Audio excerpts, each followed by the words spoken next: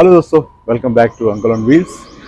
उम्मीद है आप सभी अपने घरों में स्वस्थ होंगे, मस्त होंगे, व्यस्त होंगे और कुछ ना कुछ पॉजिटिव ज़रूर कर रहे होंगे। ज़िंदगी का चक्का रुकना नहीं चाहिए, बिकॉज ड्रीम्स नेवर रिटायर। तो चलिए शुरू करते हैं आज का वीडियो। तो मैंने ट्रिप मीटर को कर लिया 0 और अब बाइक को करते हैं स्टार्ट।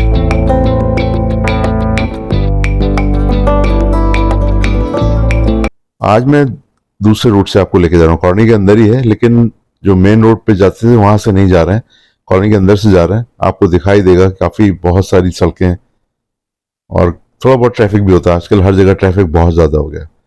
और अब हम वापस निकलने वाले हैं जीएमएस रोड पर।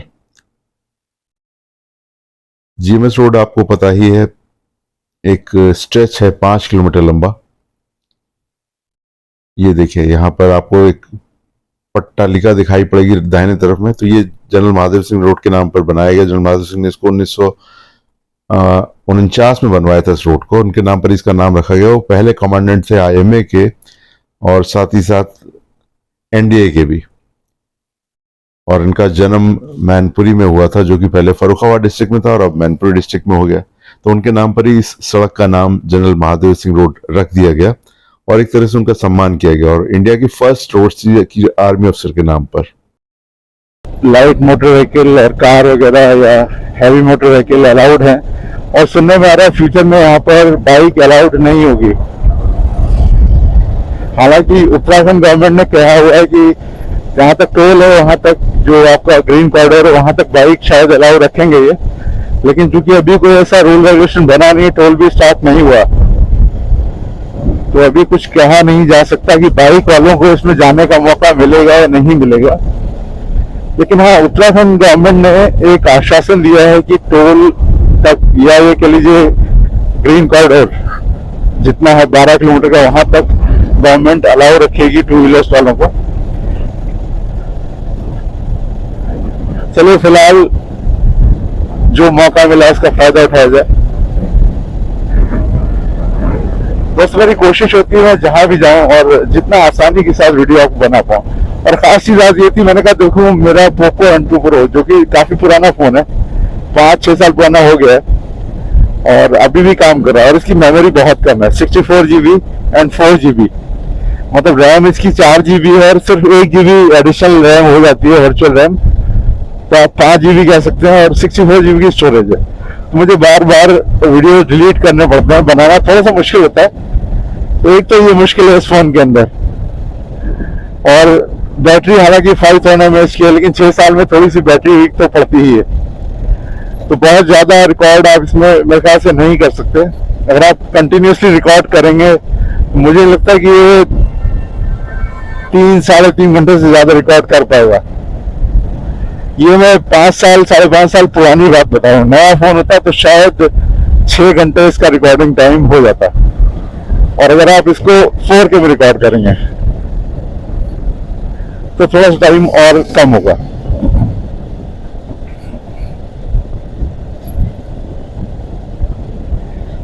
आगे डाट काली देवी जी का एक मंदिर पड़ता है, और ये आशा रोड़ी एक स्थान है। आशा रोड़ी यहाँ की चौकी है ये।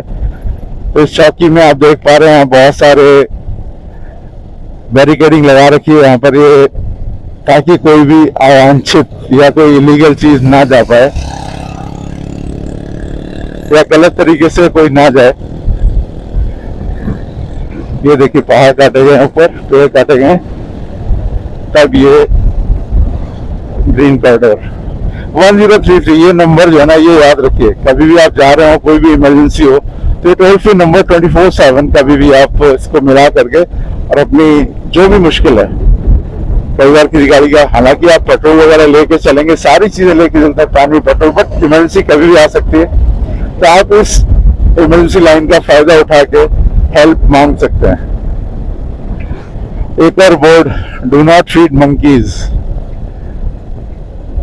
और कच्चा गोबर ना डालें, क्योंकि सभी जगह सीसीटीवी कैमरे लगे हुए हैं। तो दोस्तों काफी गर्म हो गया इस समय, देखता हूँ क्या परफॉर्म करता है मेरा फोन।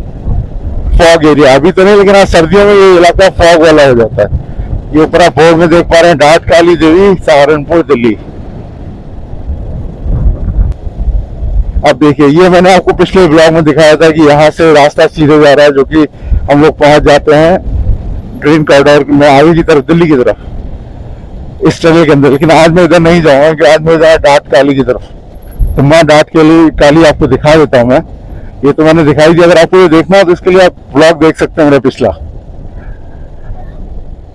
आज इस रास्ते से, पिछली बार मैंने इस रास्ते का ब्लॉग बनाया था वापसी में, लेकिन पता नहीं क्या चमत्कार था, मेरा ब्लॉग बना ही नहीं, रिकॉर्ड ही नहीं हुआ। मैंने कहा चलो आज फिर से रिकॉर्ड करते हैं। तो डाट काली देवी का माँ का मंदिर पुराना है, लेकिन साथ में 3-4 मंदिर है एडिशनल बना दिए गए, और ये भी बनते चले जा रहे हैं। आस्था का देश है, आस्था की नगरी है, और बहुत सारे बंदर वगैरह यहाँ होते हैं, क्योंकि इनको खाने को मिलता है तो यहाँ आते रहते हैं। हालांकि किसी को नुकसान नहीं पहुंचाते। रोकी सहारनपुर दिल्ली आप देख पा रहे हैं। और ये एक मंदिर है जो भी यहाँ बना दिया गया, पहले नहीं था, ये पिछले कुछ सालों में ही बना है। और ये पुरानी टनल जिसके बारे में आपको बता रहा था, ये सबसे पुरानी टनल है। ये वन वे हुआ करती थी पहले, जब इधर से गाड़ी आती थी उस तरफ वालों को रोक दिया जाता था, और जब उधर से गाड़ी आती थी तो इस साइड वालों को रोक दिया जाता था। लेकिन अब इसके साइड में 2 टनल बन गई है, तो नेशनल हाईवे बहुत बढ़िया बनता हुआ चला जा रहा है। और ये माँ डाट काली, जहाँ पर अगर आपको याद हो 14 अप्रैल को मोदी जी आए थे, यहाँ भी आए थे, यहाँ भी आना हुआ था। इसके ऊपर मैंने बहुत से ब्लॉग बनाए, आप चाहें तो पिछला एक मैं डिस्क्रिप्शन में दे दूंगा लिंक, आप देख सकते हैं उसको भी। आज तो मंदिर जाना होगा नहीं, बाहर से दर्शन हो जाएगा, बस इतना पर्याप्त है।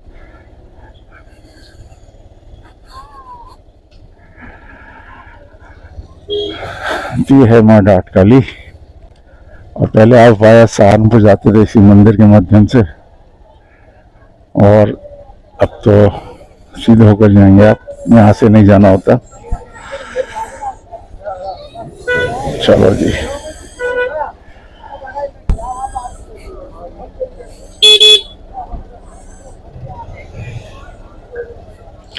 खाली रोड पर भी इनको किस चीज का वेट कर रहे हैं मुझे पता नहीं।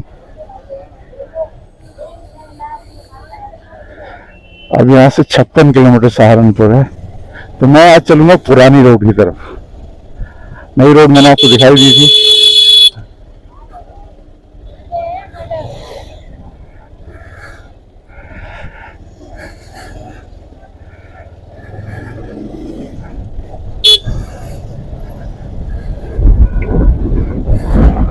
दिल्ली 230 और सहारनपुर 57 किलोमीटर, तो मैं चलूंगा पुरानी रोड से, क्योंकि नई रोड मैंने आपको दिखाई थी। यहाँ से आप एक बार आपको व्यू दिखा देता हूँ पूरा। ये देखिए, ये है नए वाले इसका व्यू, आप देख पा रहे हैं।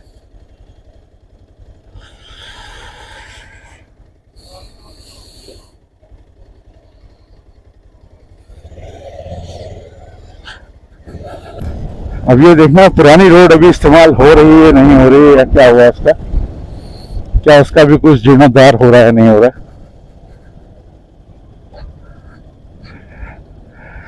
अगर आप सीधे जाएंगे तो ये नेशनल हाईवे, और अगर आपको सहारनपुर जाना है तो यहाँ से आप लेफ्ट जा सकते हैं। तो मैं यहाँ से लेफ्ट जाऊंगा, उस रोड पर मुझे जाना नहीं था।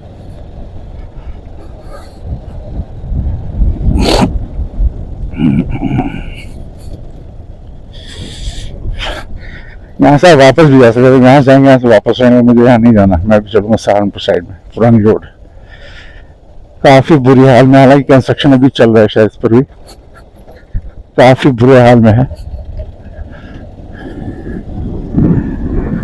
इतना ऊंचा ये बनाया गया है।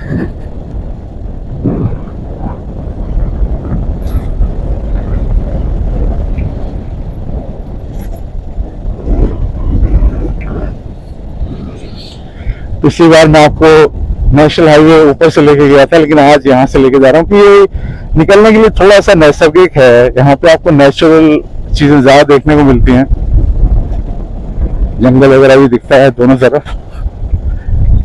हाँ, लेकिन उतना स्पीड से आप नहीं चल सकते, कर्व बहुत ज्यादा है, चढ़ाई है। हालांकि इस तरफ से ढलान है, लेकिन आपको ये दिखाने के लिए यहाँ कैसा है, आज मैं इस तरफ से लेके आया हूँ आपको।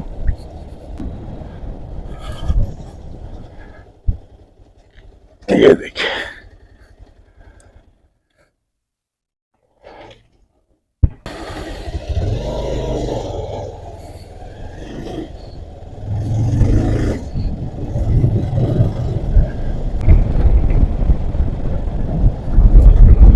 ये देखिए, ये रोड यहाँ से पैरेलल है, ये पुरानी रोड पर हम लोग चल रहे हैं और ये बगल से आपके पैरेलल रोड जा रही है। तो ये देखिए, ये गैप यहाँ पर ये दिया गया है ताकि जानवरों को भी निकलने के लिए यहाँ से रास्ता दिया जाए, जानवर लोग भी यहाँ से निकल पाए। जानवरों का पूरा ख्याल रखा गया है। हाथी बाहुल्य क्षेत्र है, कई बार तेंदुए वगैरह भी निकल आते हैं, जंगल है, आप देख पा रहे हैं दोनों तरफ। तो बरसात का पानी भी निकलेगा और जानवर भी इस तरफ से उस तरफ जाएंगे, उनको कोई दिक्कत नहीं है। और चूंकि ऊपर नो हॉकिंग जोन है, आप हॉर्न बजा नहीं सकते, इस वजह से ये भी सही है। मुझे लगता है भविष्य में 2 व्हीलर्स के लिए ये रास्ता जिससे मैं जा रहा हूँ ये अलाउड किया जाएगा और 4 व्हीलर्स हैवी व्हीकल वो उस रास्ते से जा पाएंगे जहाँ से कि गाड़ियाँ निकलती हैं, नेशनल हाईवे।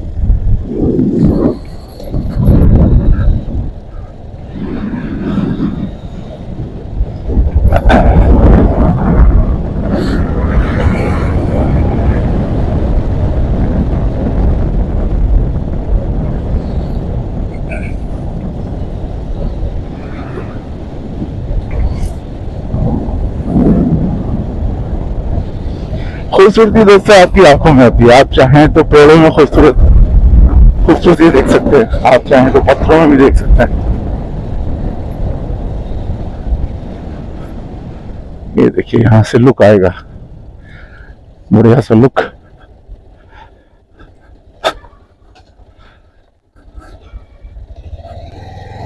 ऊपर से गाड़ी जाती हुई।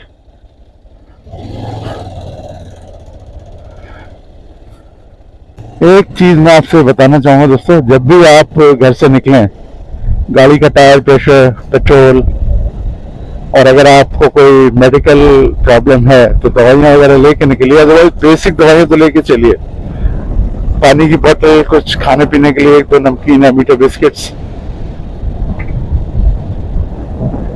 और अगर आप मोबाइल लेके चल रहे हैं तो पावर बैंक, लंबी यात्राओं के लिए, वो लोग जो ब्लॉगिंग करना चाहते हैं। ये देखिए गाय, अब ये खूबसूरत लुक कहाँ दिखाई देता है।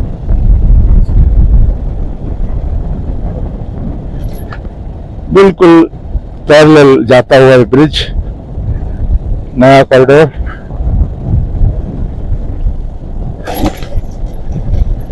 वैसे मैं टायर प्रेशर थोड़ा कम रखता हूँ गर्मी में, अदरवाइज तो 40 और 45, फ्रंट में 35 रखता हूँ और पीछे में 40 रखता हूँ, जो कि कंपनी की रिकमेंडेड है, उससे कुछ पॉइंट ज्यादा है।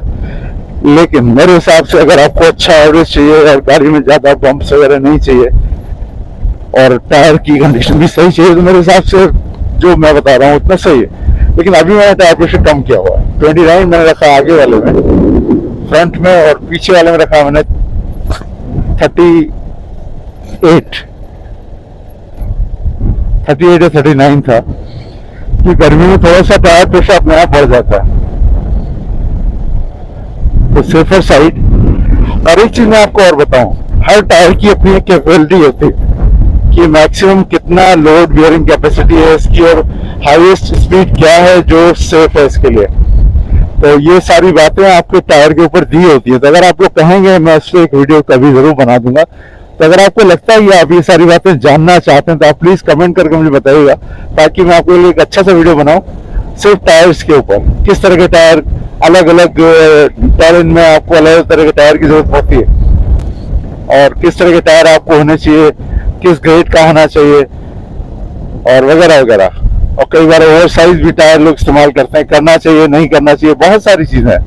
ऑटोमोबाइल इंडस्ट्री में इतने सारे पॉइंट्स है। ये देखिए बिल्कुल पैरेलल चलता हूँ मैं, और ये प्लेट्स लगा दी है ताकि कभी साइड से यहाँ दिखाई ना दे। और अच्छी चीज है, जब स्पीड में जा रहे हैं तो आपका एक ब्लिंक ऑफ कहना चाहिए, आपकी पलक झपकती, जैसे पलक झपकती है दुर्घटना हो जाती है। तो आपका ध्यान ना भटके, ये प्लेट्स आपकी हेल्प करेंगी। और इस रोड से इसका प्रॉपर व्यू मिल रहा है, जो मैंने जिस रोड से मैं जा रहा हूँ इससे आपको प्रॉपर व्यू मिल पा रहा है। 1200 करोड़ की लागत से बना है दोस्तों ये, और 6 साल लगे इसको बनाने में, और कई लाख पेड़ काटे गए हैं। दुख तो होता है, पेड़ कटते हैं, दुख होता है, नो डाउट।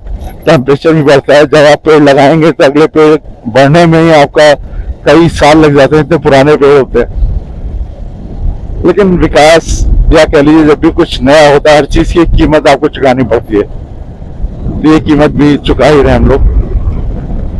तो पहले यहाँ से दिल्ली से अगर आप जाते थे तो दिल्ली से देहरादून आपको 6 घंटे का सफर लगता था, और ये जो रास्ता है पहाड़ी रास्ता, इस पहाड़ी रास्ते में ही आपको करीब 2.5 से 3 घंटा लग जाता था। तो वो सफर जो 2.5-3 घंटे का सफर था सिर्फ आपके लिए 15 से 20 मिनट का सफर हो गया। निश्चित रूप से यूपी की, दिल्ली की या उत्तराखंड खासतौर से इनकी इकोनॉमी पे बहुत फर्क पड़ेगा, बहुत पॉजिटिव रिजल्ट्स आएंगे। लोग जो जाना चाहते हैं सेम डे वापस आना चाहते हैं, काम करके जल्दी लौट पाएंगे,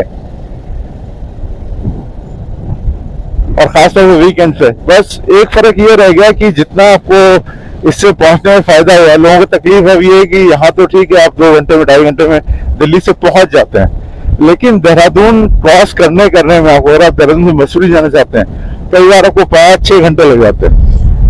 हालांकि वहां भी अभी काम चल रहा है, मुख्यमंत्री ने बहुत सारी घोषणाएं की हैं, तो बहुत से अभी फ्लाईओवर बनाए जाने बाकी हैं, बाईपास बनाए जाने बाकी है, कुछ टनल्स बनाए जाने बाकी, जो भी बन जाएगा।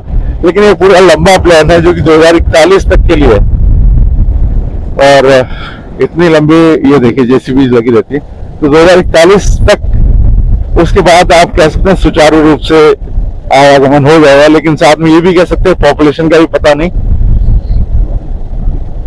क्योंकि प्लानिंग हमेशा होती है फ्यूचर को ध्यान में रख के, लेकिन कई सारी चीजें अप्रत्याशित हो जाती हैं और उससे हम वापस पीछे आ जाते हैं लाइफ में। दोस्तों कभी कभी हो सकता है आपको मेरी कुछ फिलोसफिकल बातें लग जाए, लेकिन है जिंदगी में अनुभव होता है तो कुछ ना कुछ इंसान बताता ही है, और मैं तो वही अंकल ऑन व्हील्स, तो जाहिर सी बात है मैं अपने अनुभव के साथ शेयर करता हूँ दोस्तों। और ये ब्लॉग मेरे ऐसा नहीं कि सिर्फ अंकल हूँ तो बड़े लोगों के लिए या सिर्फ बच्चों के लिए, these blog were for everyone. इससे आपको, अगर आप 40+ हैं, अगर आपको मोटिवेशन मिलता है, आप भी ब्लॉगिंग करना चाहते हैं, आप भी बाइकिंग करना चाहते हैं, बिल्कुल यू आर मोस्ट वेलकम। आइए कमेंट करके बताइए आपके पास कौन सी बाइक है, किस बाइक से आप जाना चाहते हैं, कितना लंबा सफर आपने आज तक किया, या आपको बाइकिंग में क्या तकलीफ आई, क्योंकि मैं तो आपसे अपने एक्सपीरियंस शेयर करता ही रहूंगा। और किस तरह से ब्लॉगिंग करते हैं वो भी मैं आपकी हेल्प जरूर करूंगा। अगर आप जानना चाहेंगे कमेंट जरूर किया कीजिए दोस्तों, कि मेरे लिए मोटिवेशन काम करते हैं। और हाइप दे दिया कीजिए, आजकल एक नया उसमें आया हाइप के लिए, जितना लाइक करेंगे और हाइप करेंगे आप, उतना ही मोटिवेशन मिलता है एक यूट्यूबर को। इसमें हम थोड़ा हाइट पर हैं, वहां देखिए ट्रक्स खड़े हुए हैं। अभी फिलहाल 1-8 महीने की छूट है जहां पर कि आप जा सकते हैं, लेकिन उसके बाद ये छूट शायद हट जाएगी या नहीं रहेगी, या कुछ रेस्ट्रिक्शंस लगा दिए जाएंगे, सब कुछ होगा। ये देखिए प्रॉपर जंगल, यहाँ से गाड़ियां गुजरना कम हो गया, तो ये वो जंगल है, खतरनाक सा लगता हुआ, और यहाँ कोई भी जानवर हो सकता है, हाथी भी, तेंदुआ भी, और विषैले सर्प वगैरह तो होते ही हैं, मंकीज, ये सभी जगह होते हैं। ये मंकीज यहाँ से ऊपर भी पहुंच जाता है।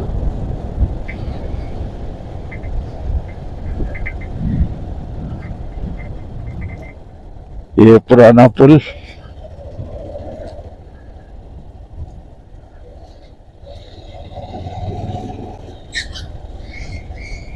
ये देखिए ये पुल है, ये रोड नहीं बना दी गई है, और यहाँ से हम राइट साइड होंगे और ये हमारे लेफ्ट साइड आ गया है।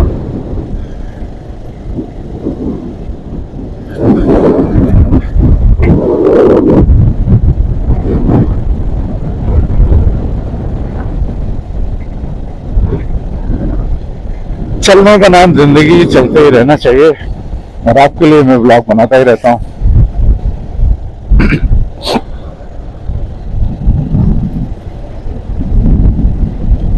सूखे पत्तों की भी अपनी अलग एक आवाज, एक पहचान, एक खूबसूरती है।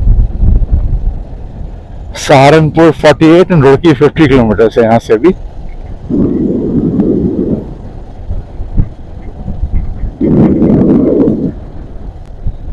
रोड यहाँ अच्छी बना दी गई। अब यहाँ हम पुल के बीच में चलेंगे, पुल हमारे ऊपर है।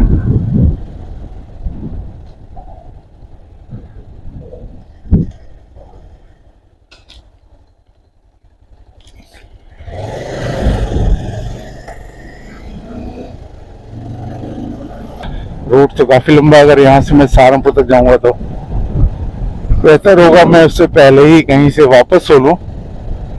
इतना दूर जाने का कोई मतलब तो नहीं, क्योंकि ये रोड इस तरह से ही जाएगी और मैंने आपको पूरा दिखा ही दिया है। हाँ, कैमरे का परफॉर्मेंस अभी आपको दिखाऊंगा, कुछ फोटोग्राफ्स भी लूंगा इससे।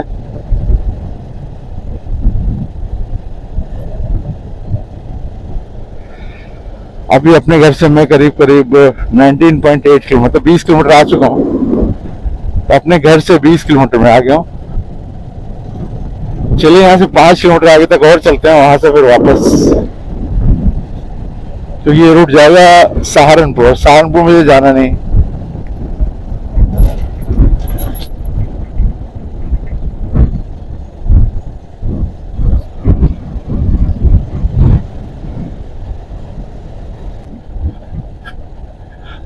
ऊपर सीसीटीवी लगे हुए आपको दिखाई दे रहे।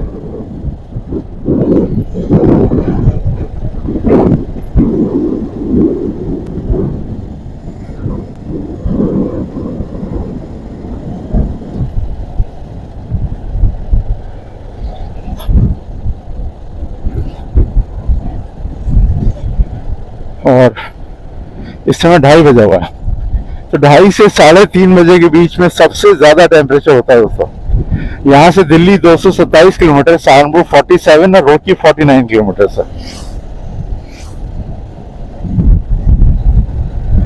लेकिन इंसान के जज्बे ऐसे हैं कि इंसान रुकता नहीं है। सर्दी हो, गर्मी हो, बरसात हो, कोई भी मौसम हो, इंसान नहीं रुकता। रुकना भी नहीं चाहिए, जिंदगी इसी का नाम है।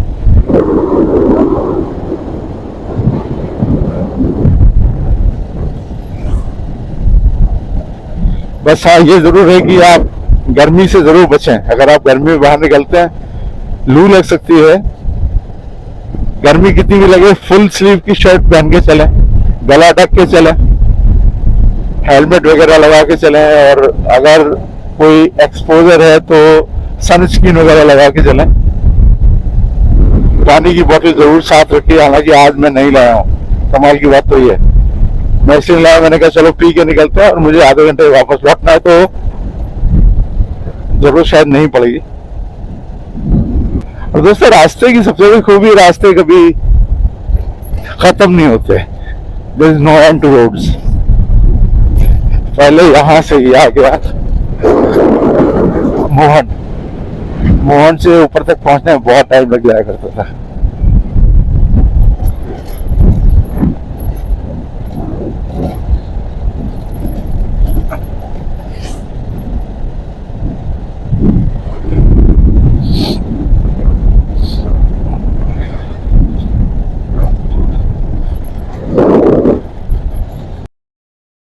ढाबे पे, और गर्मी बहुत हो रही है, तो क्यों ना एक कुछ ठंडा हो जाए, नहीं तो पानी ही पी लिया जाए। भैया जी, पानी मिलेगा आपके पास? ठंडी बोतल।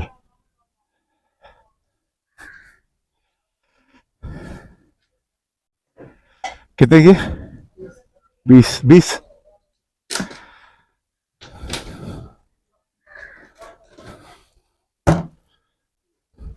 मोहन है ये जगह, और यहां से शुरू होता है देहरादून की चढ़ाई।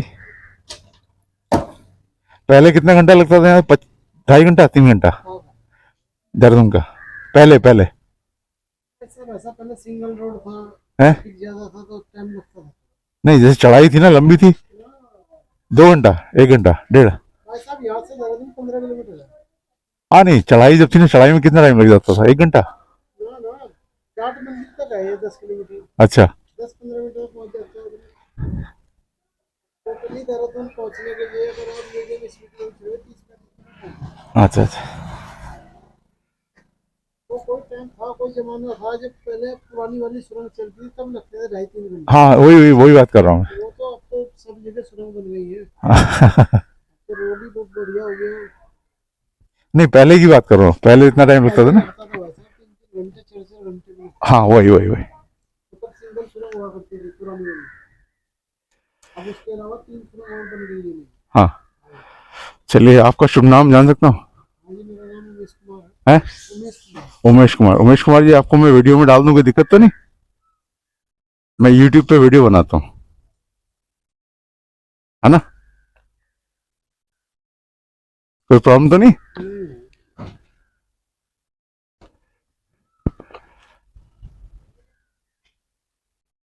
ये लो, अपना नाम बता दो आप मुझे। नाम जी मेरा पीयूष। हाँ पीयूष। पीयूष, ये बताओ, ये जो पीछे रेंज पड़ती है राजाई नेशनल पार्क की, यहाँ से इनका क्या लगता है, मतलब किराया वगैरह कितना है? ये भी क्या क्या एक 2500-3000 रुपये में जिप्सी बुक होगी गाड़ी। हाँ हाँ। 6 बंदे हो जाएंगे उसमें। अच्छा, 150 रुपये प्रति बंदा है। 250 रुपये रोड फीस। 250 रुपये किस चीज़ का? रोड फीस रोड फीस एक बंदे का? नहीं, पूरी गाड़ी का। अच्छा अच्छा, 150 रुपये एक बंदे का लेते हैं? जी, 150 रुपये पर्ची कटेगी एक प्रति बंदे की। अच्छा अच्छा, और कितनी देर घुमाते हैं? ये घुमाता है टाइम तक, कितने टाइम तक घुमा रहे बाबा जंगल में? इस टाइम में होगा गाड़ी अंदर और मतलब एक बार में कितनी देर घुमाते हैं? 1 घंटे? 2-3 आवर्स 2 घंटे। 2-3 घंटे। अच्छा, और कितने बजे से कितने बजे तक शुरू करते हैं? ये सुबह से शुरू होता है 5-5:30 बजे से। और शाम को? शाम को 5 बजे तक। 5:30। 5 बजे तक। बढ़िया। तो यहाँ पर दुकान में और क्या क्या लगाते हो? कुछ हल्का फुल्का सिर्फ? जी फिलहाल तो बस यही है, अब से फ्लाईओवर चला है, बस रोड बिल्कुल खत्म हो गया, काम धंधा हो गया। काम तो बंद हो गया ना? हाँ बहुत कम हो गया अब तो। जी बिल्कुल। दुकानें बहुत हैं, धंधा नहीं है।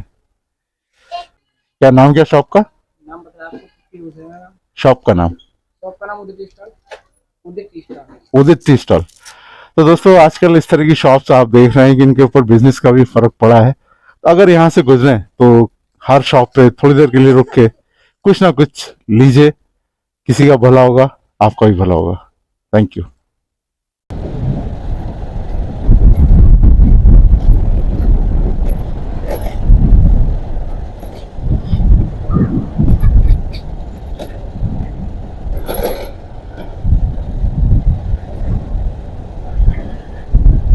मोहन वो जगह है जहाँ से कि प्रॉपर चढ़ाई शुरू हो जाती थी।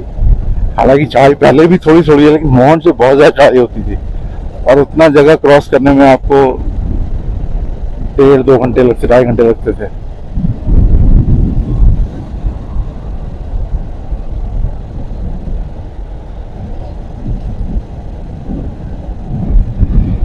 वन विश्राम भवन Mohan guest house. National park safari, राजाई नेशनल पार्क के लिए यहाँ से आप ले सकते हैं गाड़ियाँ, एंजॉय कर सकते हैं। और ये दोनों तरफ जंगल, ये पूरा वन विभाग का जमीन प्रवेश वर्जित है। जहाँ भी वन विभाग की जमीन होती है वहाँ पर एंट्री आप नहीं कर सकते हैं, अलाउड नहीं होती है। और वैसे तो कहीं भी अलाउड नहीं होती है, आप किसी प्राइवेट प्रेमिसेस में भी एंट्री नहीं कर सकते हैं, आप आर्मी के एरिया में एंट्री नहीं कर सकते, आप पुलिस के एरिया में एंट्री नहीं कर सकते हैं, आप वन विभाग में एंट्री नहीं कर सकते, और आप किसी भी फैक्ट्री में एंट्री नहीं कर सकते हैं, किसी इंस्टीट्यूशन में एंट्री नहीं कर सकते। ऑलमोस्ट ये कह सकते हैं जनसाधारण के लिए हर तरफ रेस्ट्रिक्शंस ही रेस्ट्रिक्शंस हैं।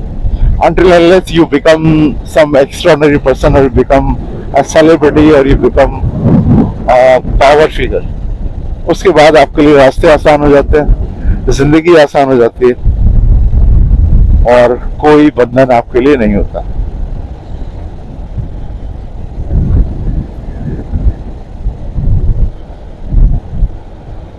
अब आप मेरी गाड़ी की स्पीड अगर देखेंगे तो मैं 50 की स्पीड में ही चलता हूँ दोस्तों। 50 के अराउंड, 50-60 के बीच में आपको बेस्ट माइलेज मिलता है। टायर प्रेशर सही रखिए, क्लच का इस्तेमाल कम से कम कीजिए, एक स्पीड में चलिए, गाड़ी का मेंटेनेंस सही टाइम पे करते रहिए, ऑयल वगैरह चेंज करते रहिए, तो आपको बढ़िया माइलेज मिलता है। जैसे मैंने आपको बताया था, मेरी पल्सर करीब 42 का माइलेज दे देती है, और अगर मैं इसको ज़्यादा भगाऊं, क्योंकि मैंने हाई स्पीड इससे गेन की है अपने वजन के साथ, मुझे 113 किलोमीटर पर आवर के ऊपर ये बाइक नहीं गई, और वो भी जब मैं शिमला से वापस आ रहा था देहरादून के लिए। ये तब की कहानी है। ये था दोस्तों हमारा यहाँ तक का सफ़र। उम्मीद करता हूँ कि आपको पसंद आया होगा। तो दोस्तों आपको तो जानते ही हैं कि वीडियो बहुत मेहनत से मिलते मैं आपको वीडियो बनाता हूँ। तो अगर यहाँ तक आपको वीडियो अच्छा लगा प्लीज उसको लाइक कर दिए। चैनल पे पहली बार आए सब्सक्राइब करना बिल्कुल ना भूलें। बेल आइकन दबाइए, आपको एक बार ही करना, बार बार नहीं करना। वीडियो अच्छा लगेगा तो आप सभी शेयर भी कीजिए और लाइक भी कर दिए प्लीज। और मेरी कोशिश होती है मैं आपके लिए अच्छा सा वीडियो बनाऊं और हमेशा आपके साथ, आपके संग खड़ा रहूं, आपकी समस्याओं का सलूशन देता रहूं, आपको नई नई जगह घुमाता रहूं, आपके लिए ब्लॉग बनाता रहूं। तो चलिए मिलते हैं अगले ब्लॉग में। तब तक आप सभी लोग अपने घर में स्वस्थ रहें, मस्त रहें, व्यस्त रहें, यंग दिखें और देखते रहें अंकल ऑन व्हील्स के वीडियोस। मिलते हैं अगले वीडियो में, बिकॉज ड्रीम्स नेवर रिटायर। नमस्कार।